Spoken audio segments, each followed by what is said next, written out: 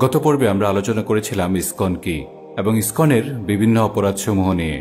আমরা এও দেখিয়েছিলাম ইসকনের দেশে ফ্যাসিস্ট রেজিমের ছায়াতলে কিভাবে একের পর এক উগ্র সহিংসতার মহড়া দিয়ে যাচ্ছিল, এবং আলোচনার শেষে আমরা প্রশ্ন রেখেছিলাম ইসকনের ব্যাপারে বিদ্যমান সিস্টেমের ডাবল স্ট্যান্ডার্ড নিয়ে। আমরা আজকের আলোচনা একটি প্রশ্ন দিয়ে শুরু করব। আমরা কেন ইসকনের ব্যাপারে জানব? এটি কেন আমাদের জানা জরুরি? এই প্রশ্নের সাথে একটি করুণ বাস্তবতা জড়িয়ে আছে যা ভিডিওটির শেষ দিকে আসবে। বাংলাদেশে ইসকন একটি নিরাপত্তা হুমকির নাম। আমরা কেন জানব বা মানুষ কেন জানে বা জানতে চায়? এর কারণসমূহের অন্যতম একটি হচ্ছে মানুষ নিজের নিরাপত্তার ব্যাপারে আত্মবিশ্বাসী হতে চায়, কিংবা বিপরীতভাবে বললে মানুষ নিরাপত্তাহীনতা থেকে নিরাপদ থাকার চেষ্টা হিসেবে জানতে চায়। এই জানার আলোকে সে নিজের প্রতিরক্ষা সাজায়, কর্মপন্থা সাজায়, প্রস্তুতি গ্রহণ করে। ঠিক একইভাবে ইসকনের ব্যাপারে আমাদের এই জানাও সেই মৌলিক উদ্দেশ্যে হওয়া উচিত। এটি যেন শুধু এমন না হয় আমরা জানলাম এবং ভুলে গেলাম, কারণ ইসকন তার লক্ষ্য উদ্দেশ্য সম্পর্কে কখনোই ভুলে যায় না, বিচ্যুত হয় না। ইসকন যেমন একটি উগ্র সংগঠনের নাম, একই সাথে এটি একটি নিরাপত্তা হুমকির নামও বটে। আজকের পর্বে আমরা বাংলাদেশে ইসকনের এমন কিছু পয়েন্ট আলোচনা করব যেগুলো মূলত কৌশলগত পর্যালোচনা, এই খেলা যেন আর খেলতে না পারে, যেগুলো নিয়ে সাধারণত তেমন কোনো আলোচনা হয় না, কিন্তু এগুলোর ব্যাপারে আমাদের পরিষ্কার ধারণা থাকা জরুরি।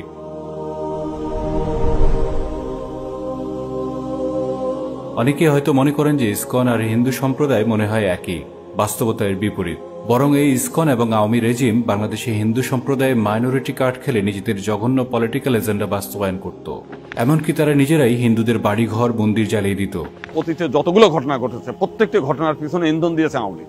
তারা নিজেরা পুড়িয়ে তাদের নিজস্ব চেয়ারটাকে ঠিক রাখার জন্য এই কাজগুলো করে। এবারও একটা বিশ্বব্যাপী রিউমার তৈরি করে তা মানে সারা দেশে যাতে হিন্দুদের বাড়ি ঘরে হামলা করে। আমরা শুনেছি যে কয়েক হাজার কোটি টাকা তারা বরাদ্দ করেছিল যাতে সারা বাংলাদেশের হিন্দুদের বাড়ি ঘরে দাও দাও করে আগুন জ্বলে, এবং সেই ভিডিওগুলো তারা নিয়ে দেশ বিদেশে, বিশেষ করে পার্শ্ববর্তী একটি দেশ, এটাকে খুব কাজে লাগায়।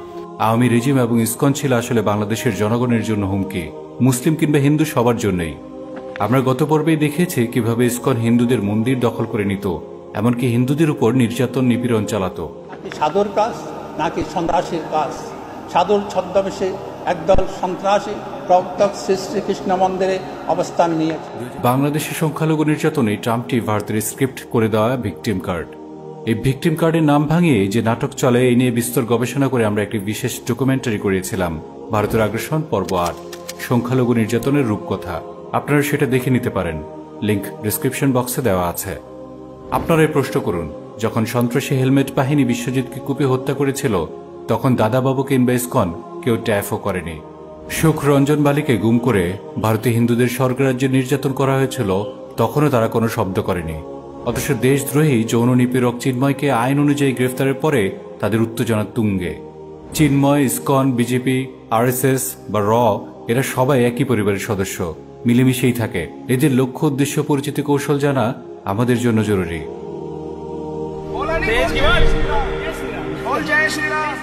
শ্রীকৃষ্ণের প্রতি ভক্তি এবং কৃষ্ণপ্রীতির কারণে ইসকনের স্লোগান হওয়ার কথা ছিল হরে কৃষ্ণ, কিন্তু হঠাৎ করে তাদের মুখে কৃষ্ণ স্লোগানের পরিবর্তে জয় শ্রীরাম কেন? এমনকি বাংলাদেশেও ইসকনের অনেক উগ্র সন্ত্রাসী তাদের সন্ত্রাসী তাণ্ডব চালানোর সময়ে জয় শ্রীরাম স্লোগান দিয়েছে। আপাত দৃষ্টিতে ধর্মীয় মনে হয় এই স্লোগান আসলে মানুষের খুনের লাইসেন্স। জয় শ্রীরাম মূলত একটি হিন্দু ধর্মীয় স্লোগান হলেও এই স্লোগানটি আজ ভারতের উগ্রবাদী আরএসএস এর মুসলিম হত্যার পাশবিক উন্মাদনার আওয়াজ। না না, আমাদের কথা নয়, বিবিসির শিরোনামে দেখুন না, Jai Shriram, the Hindu chant that became a murder Cry.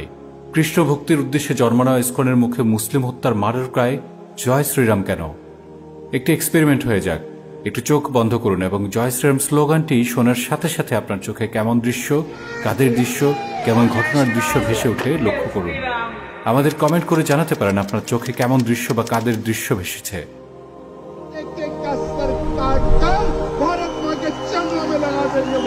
আমরা একটু আগেই বলেছিলাম চিন্ময়, ইসকন, বিজেপি, আরএসএস, র, এরা সবাই একই পরিবারের সদস্য। চলুন এবার এ ব্যাপারে কিছু শিরোনাম দেখে নেওয়া যাক। Stop atrocities on Hindus immediately, release ISKCON monk from jail, RSS to Bangladesh interim government. The Hindu.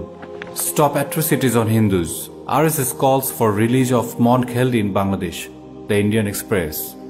Stop atrocities on Hindus immediately. Release ISKCON monk from jail. RSS to Bangladesh interim government. The Economic Times. এরা কারা? কোথা থেকে এলো? পানি ছেড়ে দেওয়ার ফলে সৃষ্ট বন্যায় হাজার হাজার বানভাসী হিন্দু পরিবারের আহাজারির সময় এরা কোথায় ছিল? বিশ্বজিৎ হত্যার সময় এরা কোথায় ছিল? সুখরঞ্জন বালিকে গুম করার সময় এরা কোথায় ছিল? তাহলে প্রশ্ন করুন, যৌন নিপীড়ক এবং স্বাধীন বাংলাদেশের আইন অনুযায়ী গ্রেফতার হওয়া এক চিন্ময়ের জন্য আরএসএস এর এত মাথা ব্যথা কেন? আপনাদের সুবিধার জন্য আমরা এই বিষয়গুলো আগের পর্বেই আলোচনা করে এসেছি। রেজিম প্রধান পালিয়ে যাওয়ার পরে বিভিন্ন প্রেতাত্মার দলে দেশের জনগণকে ভয় দেখানোর চেষ্টা করেছিল, দেশকে অস্থিতিশীল করে তুলতে চেষ্টা করেছিল। একের পর এক একে একে তাদের সবাইকে বিদায় নিতে হয়েছিল। এই ধারাবাহিকতায় সর্বশেষ যুক্ত হয়েছিল ইসকন। এখানে উল্লেখ না করলেই নয় যে এই ক্ষেত্রে ইসকন এবং অন্যদের ঝটিকা বিদ্রোহ এক নয়, কারণ ইসকন হচ্ছে এই বাংলাদেশে হিন্দুত্ববাদের অফিসিয়াল সফট পাওয়ার। অন্যরা হচ্ছে ভাড়াটে গুন্ডা, চা ছপ সিঙ্গারা দিলেই তারা হাউকা করবে, ডান্ডা পড়লে ঠান্ডা হয়ে যাবে, চলে যাবে। তবে ইসকন এমন নয়। ইসকন এদেশে উগ্র হিন্দুত্ববাদের সফট পাওয়ার। তারা চা ছপ সিঙ্গারার জন্য কাজ করে না, বরং তারা অখণ্ড ভারতের লক্ষ্য নিয়ে কাজ করে। এই জন্য ইসকন দল হিসেবে বা তাদের উগ্র সন্ত্রাসীদের মধ্যে যে কেউ ব্যক্তি হিসেবে মঞ্চায়ন করার যে কোনো সহিংসতা, বিদ্রোহ এবং যে কোনো রকম সংঘাত আমাদের সর্বোচ্চ সতর্কভাবে দেখতে হবে এবং নিজ নিজ অবস্থান থেকে প্রতিহত করতে হবে। আমরা প্রমাণ করে দেখিয়েছি ইসকন একা নয়, তাদের পেছনে আগ্রাসী ভারত রয়েছে। এমনকি তাদের জঘন্য কৌশল যেন দীর্ঘমেয়াদে ভেস্তে না যায়, এজন্য ইসকন চিন্ময় থেকে নিজেদের আলাদা করে নিয়েছিল। কিন্তু আমরা আপনাদের এই কথাই স্পষ্ট করে দিতে চাচ্ছি, তারা যে রূপে আসুক না কেন, থাকুক না কেন, তারা আসলে একই পরিবার, যে পরিবার এই দেশ এবং এই জনগণের প্রধান শত্রু। আমরা খুলে খুলে বলেছি, ধরে ধরে দেখিয়েছি, ইসকন এই দেশ এবং দেশের স্বাধীনতার জন্য হুমকি, ইসকন এই দেশের জনগণ এবং তাদের নিরাপত্তার জন্য হুমকি। আমরা আমাদের সবচেয়ে গুরুত্বপূর্ণ আলোচনায় প্রবেশ করতে যাচ্ছি, তবে এর আগে আমাদের কাজগুলো আপনাদের জন্যই। আমরা আবারও ফিরে এসেছি কেবলমাত্র আপনাদের ভালোবাসার টানে।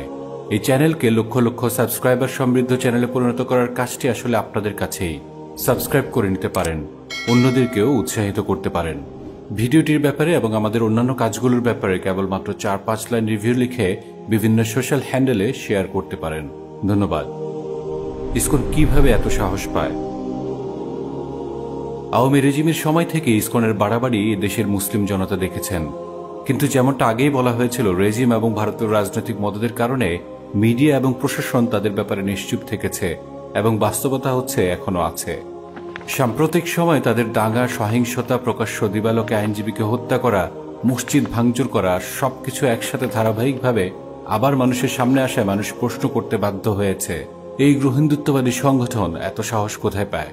এর উত্তর হচ্ছে, 1, তারা সাহস পায় বিগত রেজিম আমলে তৈরি করা এবং এখনও টিকে থাকা সেই সিস্টেমের স্ট্যাটাস কো থেকে। তারা সাহস পায় দেশের উপরে ভারতের দাদাগিরির অতীত রেকর্ড থেকে। তারা সাহস পায় দেশের কথিত বুদ্ধিজীবী নামে পরিচিত এক শ্রেণীর ভারতীয় দালালের দালালি থেকে, যারা আসলে ভারতীয় হেজেমনির এজেন্ডা বহন করে। তারা সাহস পায় দেশের মিডিয়া নামের দালালের কারণে, যারা ভারতের কাছে বিক্রি হয়ে ইসকনকে কভার দেয়। যেমন আমরা উদাহরণ দেখিয়েছিলাম গত পর্বে, পুলিশের সাথে ইসকনের সন্ত্রাসীদের সংঘর্ষের সময় পুলিশের উপর অ্যাসিড নিক্ষেপ করে।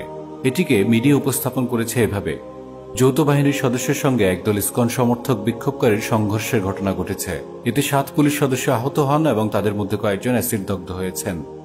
তারা বলছে তাদের মধ্যে কয়েকজন অ্যাসিড দগ্ধ হয়েছেন, এটি বলা হচ্ছে না তাদের উপর ইসকনের সন্ত্রাসীরা অ্যাসিড নিক্ষেপ করেছে।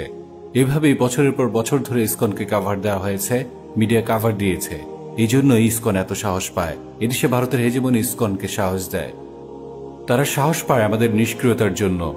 ইসকন এসে তারাবি নামাজে বিঘ্ন ঘটায়, মসজিদে তালা দিয়ে যায়, গলা কেটে ইমামকে হত্যা করে, গুলি চালায়, অ্যাসিড নিক্ষেপ করে, ধরে ধরে জবাই করে হুমকি দেয়। এর বিপরীতে তারা দেখতে পায় আসলে তাদের প্রতিরোধ করার ব্যাপারে আমাদের তেমন কোনো কার্যকরী পদক্ষেপ নেই, পরিকল্পনা নেই, এবং এটি আসলে অবাস্তব কিছু নয়। কারণ আমাদের এই অক্ষমতা একদিনের নয়, বরং বছরের পর বছর ধরে আমরা নিজেদের অস্তিত্বের হুমকি নিয়ে কখনো চিন্তা করিনি, শ্রম এবং মেধা ব্যয় করিনি, কোনো প্রস্তুতিও গ্রহণ করিনি। অপরদিকে আমাদের শত্রুরা তার নিষ্ঠার সাথেই করেছে। আমরা কোন রকম নিজেদের অস্তিত্বটুকু টিকিয়ে রাখতে পারলেই সফলতা মনে করেছি, এবং একটি সূর্যোদয়ের পরে আরেকটি সূর্যোদয়কেই আমরা লক্ষ্য বানিয়ে নিয়েছিলাম। আমরা আপেক্ষিক স্বার্থের বিনিময়ে আমাদের মৌলিক লক্ষ্য, উদ্দেশ্য এবং নিরাপত্তার মতো বিষয়গুলো পরিত্যাগ করেছিলাম। আর সেটি তো আজ আমাদের সামনে উপস্থিত, তাই নয় কি? সময় যেন আমাদের বলে দিচ্ছে, কাল তুমি যেমন আমার বাস্তবতা ভুলেছিলে, আজ আমি তেমনি তোমার পরিস্থিতি ভুলে যাব। আমরা ভুলে যাই, কিন্তু আমাদের শত্রুরা ভুলে না। আর আমরা ভুলে যাই বলেই তারা এত সাহস পায়। শুরুতেই আমরা বলেছিলাম আমরা কেন ইসকনের ব্যাপারে জানবো, এর সাথে একটি করুণ বাস্তবতা জড়িয়ে আছে। এটিই সেই করুণ বাস্তবতা। আমরা ভুলেছিলাম, আমরা না জেনে উদাস ছিলাম, আর সেটির ফল আজ আমাদের অসহায় অক্ষমতা। এটি সেই করুণ বাস্তবতা।